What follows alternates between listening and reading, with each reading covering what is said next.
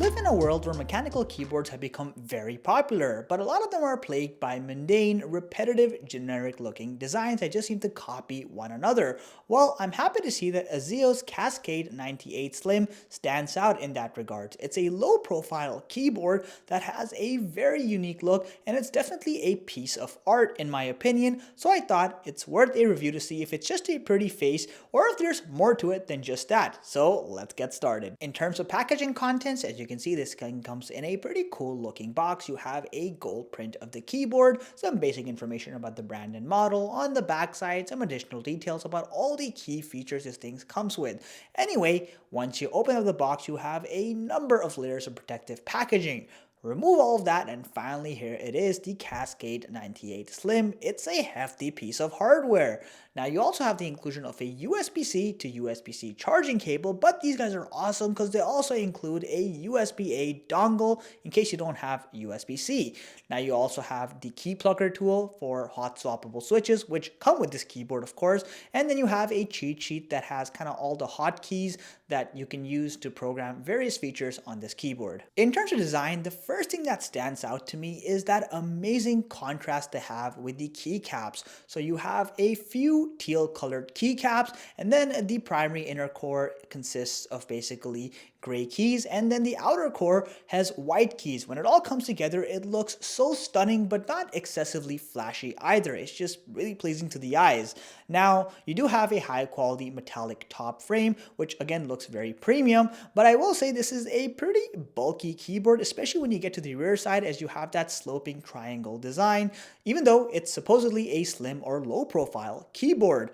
Now, the rear side is where you'll find the on-off toggle switch, as well as the USB-C connectivity port for charging as well. And in terms of connection options, you can connect through a wireless dongle, which is provided, Bluetooth, or through wired connectivity via the USB-C cable. Right next to the 10 key pad, you have 4 distinct LED status indicators, one for the battery, one for the connection status, one that blinks if you're in PC mode, and the other that blinks if you're in Mac mode.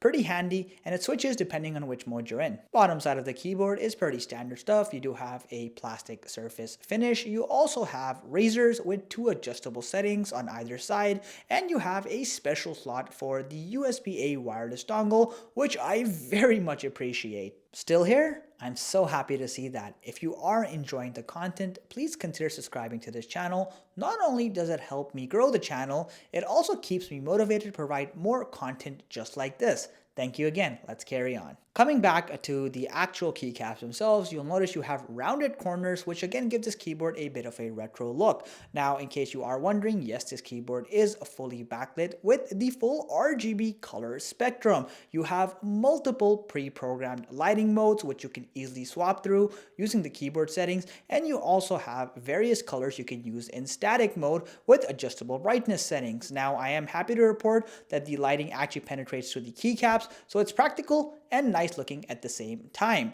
One thing I will note, however, is that these secondary function keys do not light up, so it's not a huge problem, but it would have been nice to go the whole 9 yards. Beneath every keycap is a Gateron low profile switch. Now, by default, this keyboard comes with brown or tactile switches. However, since it's fully hot swappable, which means you can replace both the keycaps and the switches, you can replace them with compatible blue or red switches of your preference. Generally speaking, they're very well looped switches, and they have a smooth feedback in terms of pressing the keystroke. However, it has a more hollow sound as opposed to a more high pitch or narrow one, and ultimately that's going to come to your own preference or which acoustic you prefer, but have a quick listen for yourself.